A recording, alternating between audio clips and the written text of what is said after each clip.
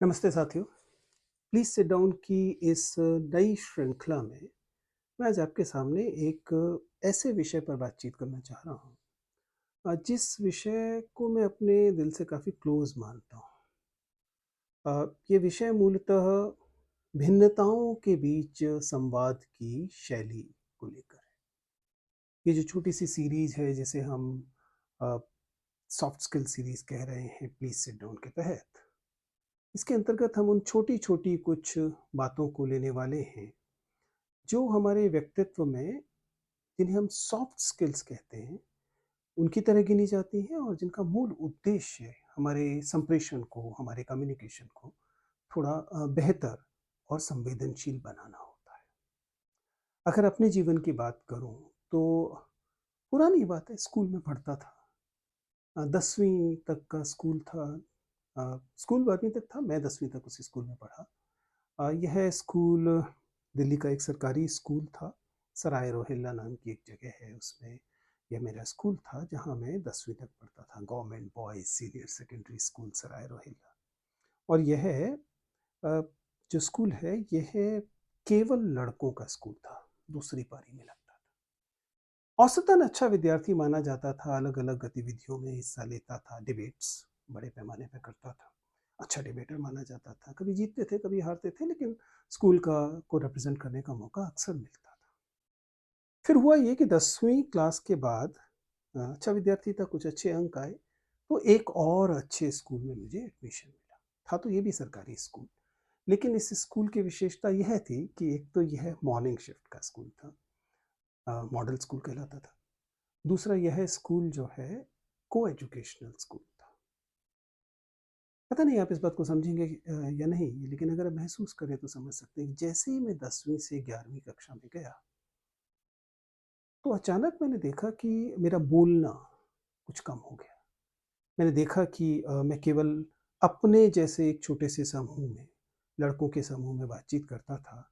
यहाँ तक कि जब मुझे डिबेट, स्टेज पर बोलने का मौका मिला, तो उसकी रिहर्सल के दौरान जब मैं जाकर खड़ा हुआ और वहाँ समूह में और लड़कियाँ भी थीं और लड़के कुछ थे, लड़कियाँ थीं।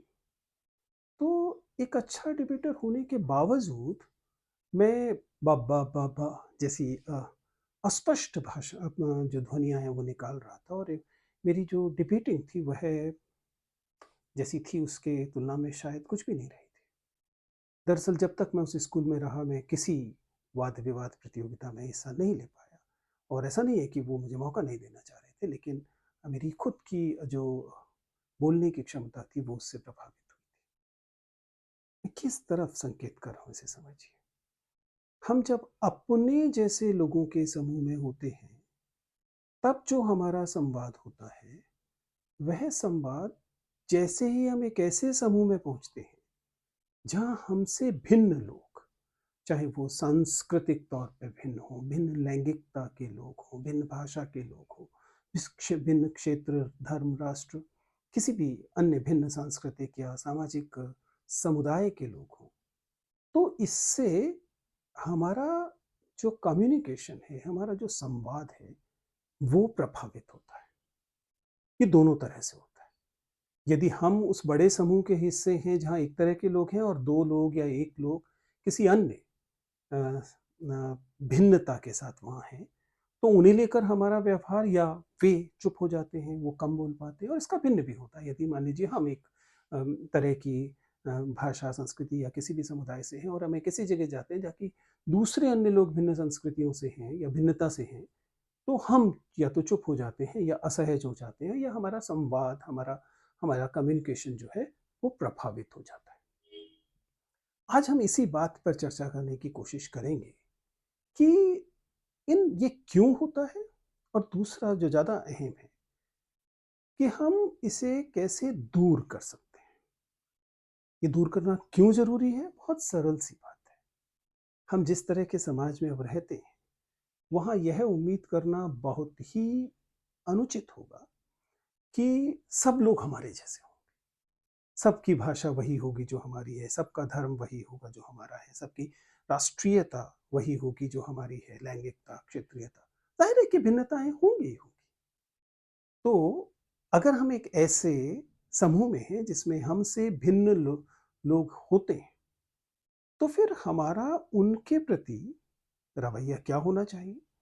और हमें ये कैसे सुनिश्चित करना चाहिए कि वे हमारे साथ संवाद में रह सकें? एक वाक्य में कहें तो हम डायलॉगिंग डिस्पाइट डिफरेंसेस की बात कर रहे हैं। हम जो कहने की कोशिश कर रहे हैं वो ये है कि हमसे भिन्नता वाले समूह में हम कैसे संवाद करें, उसकी क्या शैलियाँ हों?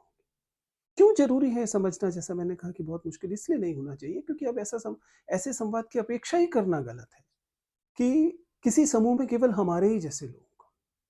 चाहे वह आपका तैयारी करने वालों का समूह हो, चाहे वह आपका वर्क प्लेस हो, जहाँ पर विभिन्न कल्चर्स के लोग होते हैं। कुछ दक्षिण भारतीय लोग होंगे, कुछ उत्तर भारतीय लोग होंगे, कुछ नॉर्थ ईस्ट से लोग होंगे, कुछ लड़कियाँ होंगी, कुछ लड़के होंगे, कुछ यहाँ तक कि थर्ड जेंडर के लोग हो सकते हैं या अन्य भिन्नताओं वाले लोग हो सकते हैं।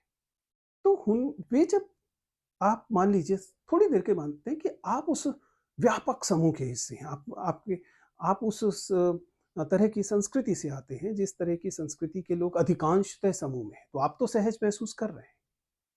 लेकिन क्या आपने नोटिस किया कि वह एक या दो या तीन लोग जो भिन्नता से भरे हुए हैं, आपने उन्हें भी सहज बनाने की कोशिश की ताकि वे इस संवाद में सकारात्मक तरीके से शामिल हो सकें, एलिनेटेड ना महसूस करें, उन्हें लगे कि उनकी बातचीत का भी महत्व है, उनकी बात भी सुनी जा रही है।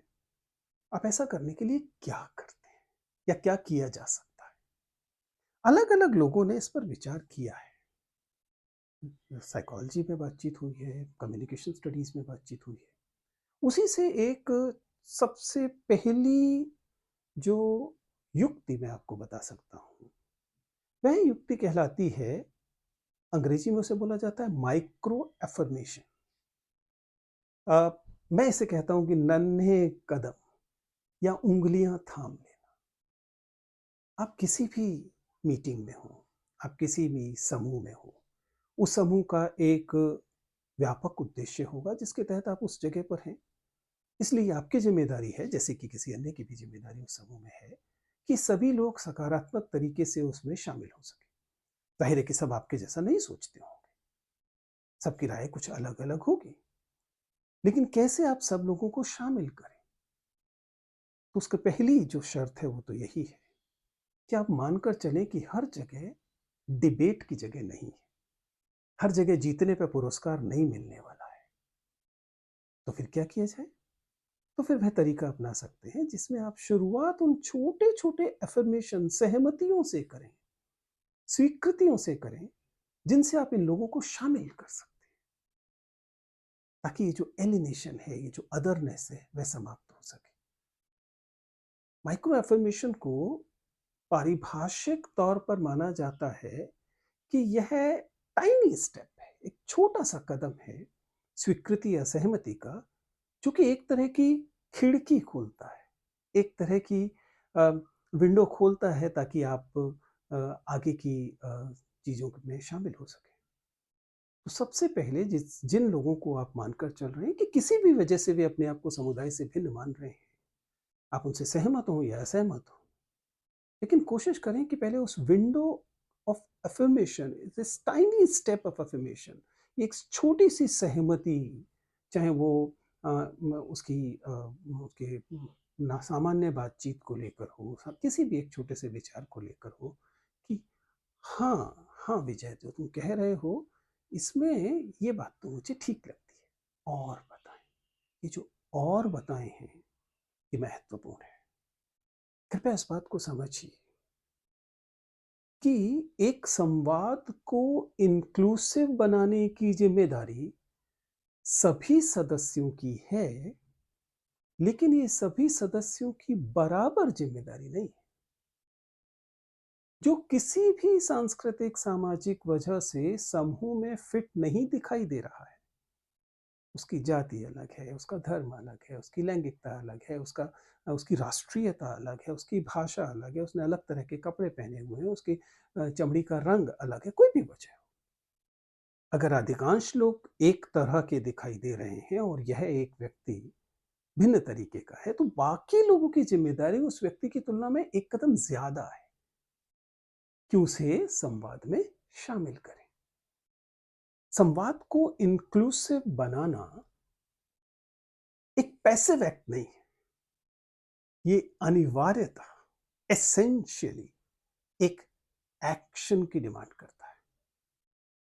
आप ये कहकर किसी भी संवाद को इंक्लूसिव नहीं बना सकते कि मैंने तो रोका नहीं था, मैंने तो कहा नहीं था कि आप मत बोलिए, आप चुप रहिए। नहीं, इतना पर्याप्त नहीं है। आपको एक टाइनी सा स्टेप, एक छोटा सा कदम आगे बढ़ाना पड़ेगा इस एक्सक्लूडेड सदस्य को इंक्लूड करने के लिए। Inclusion is not a passive thing, it demands action, though a small action, not necessary. You need not leave your opinions. ऐसा नहीं है कि आप अपनी धारणाओं को बदल दें, ऐसा नहीं कहा जा रहा कि आप अपनी रुचियों को बदल दें, जो आप नहीं हैं वैसा प्रिटेंड करें, ये नहीं कहा जा रहा। लेकिन एक छोटा सा कदम, एक्शन, और ये एक्शन क्या होगा? मैं आमतौर पर कहता हूं कि ये एक्शन है speaking up and speak out. जिस समुदाय में, जिस समूह में आप हैं और सारे लोग आप जैसे हैं, उस समूह में इस भिन्न सदस्य के समुदाय को लेकर कोई पूर्वग्रह तो नहीं। आप किसी कॉरपोरेट स्मोक रूम में हैं, या फिर जैसा कहा जाता है कारोबार कर रहे हैं। जिन लोगों को कारोबार नहीं पता, कारोबार का मतलब है आमतौर पर मीडिया कंपनीज में, कॉरपोरेट्स में शाम को जब क्लास ऑफिस खत्म हो जाता है तो लोग पार्किंग लॉट में अपनी कार का की डिक्की खोलते हैं, जिसमें बार होती है, यानी कि पीने पिलाने का इंतजाम होता है। खैर, अनुचित चीज़ है, नहीं करना चाहिए, क्योंकि इसके बाद ड्रिंक एंड ड्राइव जैसी समस्या आ सकती है। बट दैट अपार्ट, जिस बात पे बात की जा रही है वह है कि वह व्यक्ति जो इस कारोबार में शामिल नहीं हो पाता, वह व्यक्ति जो इन कॉरपोरेट छोटी छोटी पार्टियों में इसी एलिनेशन की वजह से शामिल नहीं हो पाता, उसके बारे में बाकी बहुमत की, जिससे कि आप बिलोंग करते हैं, आप पुरुष हैं, आप उत्तर भारतीय हैं, आप हिंदी भाषी हैं, या जो भी उस जगह का बहुमत का की संस्कृति हो, वह इन बाहरी समझे जाने वाले लोगों को, या जो समुदाय में शामिल नहीं हो पा रहे, उन्हें लेकर कैसी राय रखते हैं? क्या आप उन्हें लेकर चुटकुले बनाते हैं, या उनको लेकर हंसते हैं, या जैसा कि होता है पुरुष हैं महिलाओं को लेकर, पत्नियों को लेकर चुटकुले बनाते हैं? यदि ऐसा करते हैं और इसकी भनक प्रत्यक्ष या अप्रत्यक्ष तरीके से इस एक बाहरी व्यक्ति को मिलती है, जिसे आप बाहरी मान रहे हैं मनी मन, तो दरअसल आप इस एक्सक्लूजन में शामिल हैं। मेरे लिए केवल कम्युनिकेशन यहाँ इंपॉर्टेंट है। मैं अभी सामाजिक तौर पर इस एक्सक्लूजन को कैसे खत्म किया जाए उस पर चर्चा नहीं कर रहा हूँ, हालांकि वो भी अहम बात है। तो फिर क्या करते हैं? यहां पर आपको speak up and speaking out की जरूरत है। आपको अपने साथियों को आहिस्ता से युद्ध करने की आवश्यकता नहीं है, लेकिन ये बताने की जरूरत है कि आप इस एक्सक्लूजन में, इस बहिष्करण में शामिल नहीं। आपको नहीं लगता कि लड़कियों को लेकर, महिलाओं को लेकर, पत्नियों को लेकर ये चुटकुले सुनाए जाने चाहिए, और इतना कह देना भर काफी होगा। और इससे वह एक स्त्री जो आपके समूह का होकर भी समूह में शामिल नहीं हो पा रही है, उसे बहुत संबल मिलेगा, उसे बहुत सहारा मिलेगा। Please understand, yes it appears to be an act of kindness, ऐसा लगता है कि यह एक तरह की का दयालु भाव इसमें है, लेकिन ये कोई दया नहीं है, ये किसी भी तरीके से कोई एहसान भी नहीं है। दरअसल ये उस व्यक्ति के लिए हो ही नहीं रहा है जिस व्यक्ति के लिए आपको लग रहा है कि आप समर्थन ऐसा कर रहे हैं। ये तो आपके कम्युनिकेशन के समावेशी होने की शर्त है। आप अपने, अगर कोई एहसान किसी पे कर रहा है तो आप स्वयं पर एहसान कर रहे हैं, क्योंकि आप अपने संवाद को, आप अपने कम्युनिकेशन को इंक्लूसिव बनाना सीख रहे हैं। और ध्यान रखिएगा, कल के कार्य संगठन, कल के ऑर्गेनाइजेशन, दरअसल आज ही के सभ्य देशों के ऑर्गेनाइजेशन मोनोकल्चरल नहीं है, नहीं हो सकते। और वे लोग जो केवल मोनोकल्चरल एनवायरनमेंट में ही काम करना जानते हैं, उनके लिए सफलता की गुंजाइश नहीं बचती। आपको बहुसांस्कृतिक संगठनों में, मल्टीकल्चरल एनवायरनमेंट में कम्युनिकेशन की तकनीक सीखनी पड़ेगी। और यहाँ कम्युनिकेशन की नई तकनीक सीखने से ज्यादा बल अब तक अनफॉर्चुनेटली जिन पूर्वग्रहों को आपने सीख लिया है, और जैसा मैं हमेशा कहता हूं, उनको अनसीखा करना पड़ेगा। इसके लिए आपको मानना पड़ेगा कि किसी संगठन का मतलब केवल युवा पुरुष, एक ही संस्कृति से आए हुए, एक ही भाषा बोलने वाले पुरुष नहीं होता है। उसमें स्त्रियां होती हैं, उसमें ट्रांसजेंडर्स हो सकते हैं, उसमें भिन्न सांस्कृतिक, क्षेत्रीय या राष्ट्रीयताओं के लोग हो सकते हैं। और आपकी बातचीत को इसलिए अपने पूर्वग्रहों से लदा हुआ नहीं होना चाहिए, और उसमें गुंजाइश होनी चाहिए कि दूसरे लोग वहां आ सके। तो अब तक मैंने दो तकनीकें बताई, अगर आप ध्यान से देख सके तो।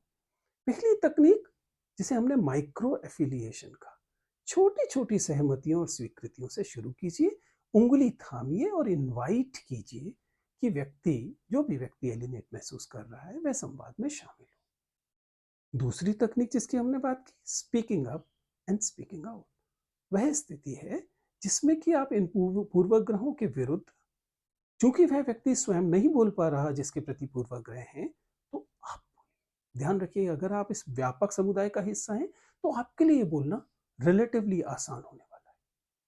जबकि वह व्यक्ति जो कि माइनॉरिटी में है, जो अकेला है, उसके लिए अपने खिलाफ हो रहे इस पूर्वाग्रह पर बोल पाना थोड़ा सा संभव है कि कठिन। अब एक अन्य चीज, इसे कहते हैं बीइंग एन एलाय, संवाद में साथी बनना। यह ठीक वही नहीं है जैसा हमने पहले माइक्रो एफर्मेशन कहा था। अलाय बनने का मतलब है, जैसा मैंने कहा, कि आप एक्शन लेंगे, साथी बनेंगे और कोशिश करेंगे उन छोटी छोटी युक्तियों को खोजने की जिन्हें व्यक्त करने से वे लोग जो किसी वजह से समुदाय से अपने आप को कटा हुआ महसूस करते हैं, वे समुदाय को लेकर सहज महसूस करें और आपसे बात करने की कोशिश करें। Being an ally is important. ये कहां से शुरू होता है? ये स्वयं से शुरू होता है। Be the change you want to be. आप उस बदलाव की शुरुआत स्वयं से करें। मैं आमतौर पर इसका जो तरीका बताता हूं बहुत सरल है। डिनायल से बाहर आइए। इस दावे से दूर हटिए कि नहीं, मेरे अंदर तो पूर्वग्रह है ही नहीं। हम में सभी लोगों में पूर्वग्रह होते हैं। जब आप अपने पूर्वग्रह को पहचानेंगे तो फिर आपको अचानक लगेगा कि मसलन समलैंगिकों को लेकर आपका व्यवहार शायद होमोफोबिक के आसपास है। उनका साथ देने के लिए आप क्या करेंगे?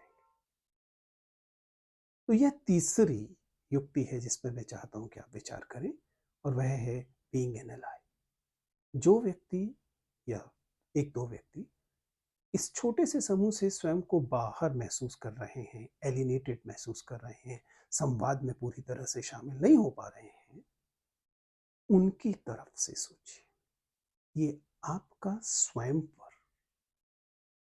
एक तरह का एहसान होगा। आई जस्ट होप, उम्मीद करता हूं कि जितनी बातचीत आज हमने की है, इनमें से कुछ जरूर आपके काम आएगी। Thank you very much.